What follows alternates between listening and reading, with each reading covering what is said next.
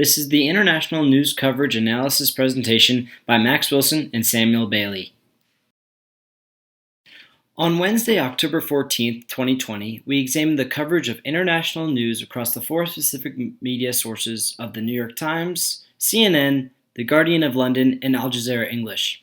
For our time log, we monitored 5 articles over 4 media sources.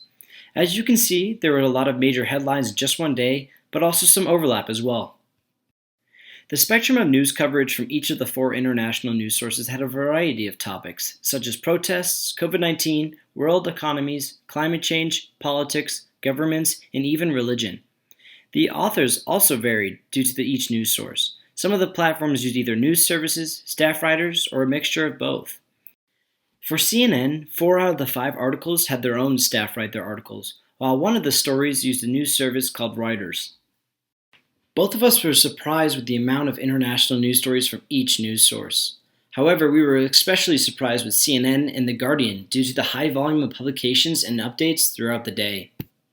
Each of the 4 international news sites provided different and unique stories with little overlap. The differences in story coverage was very sporadic at times throughout the day.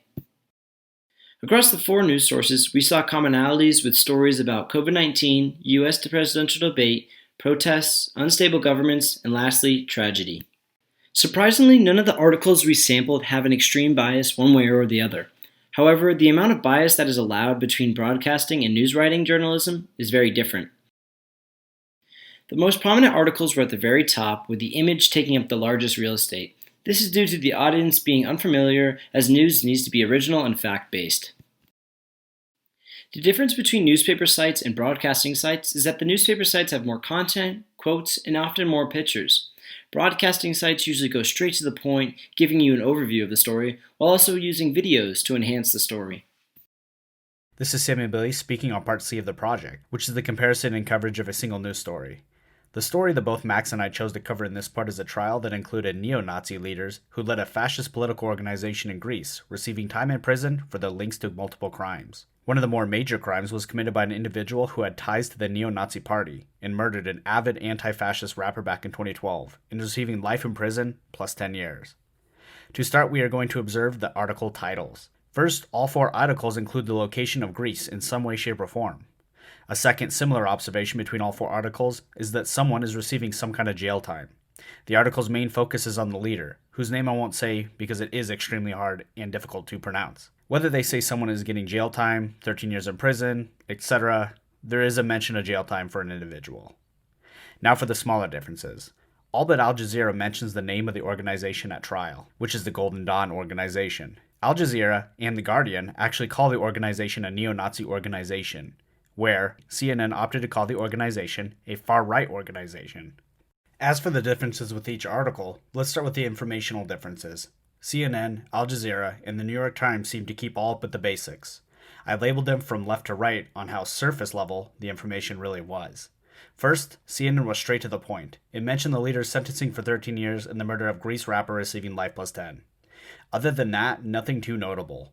From there, the other articles just simply expand upon that information, adding how many leaders were sentenced, for how long, some quotes that sometimes honestly seem to empty even. The Guardian seemed to put the most information in, and specific quotes from both the Golden Dawn Party members, and even some quotes from the Greek rapper's parents, who attended almost every trial of the leader's court case. That leads into our sources. The sources for all 3 were very general. Al Jazeera mentioned the info was from their staff writers, and that was the only mention of outside information. Other than that, mainly the quotes were from outside information sources, but nothing about any doctors or any outside sources.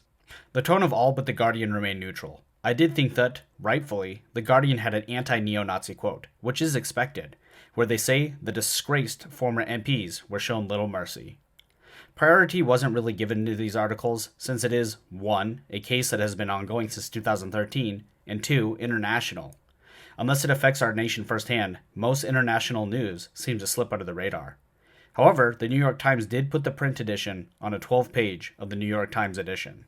Finally, as a personal preference, Max and I agreed upon the New York Times as our preference if we were just looking at general information with little bias. However, we did say that if we wanted to know more specific statistics, we would probably opt for The Guardian. Thanks for watching our presentation, and we hope you enjoyed our hard work.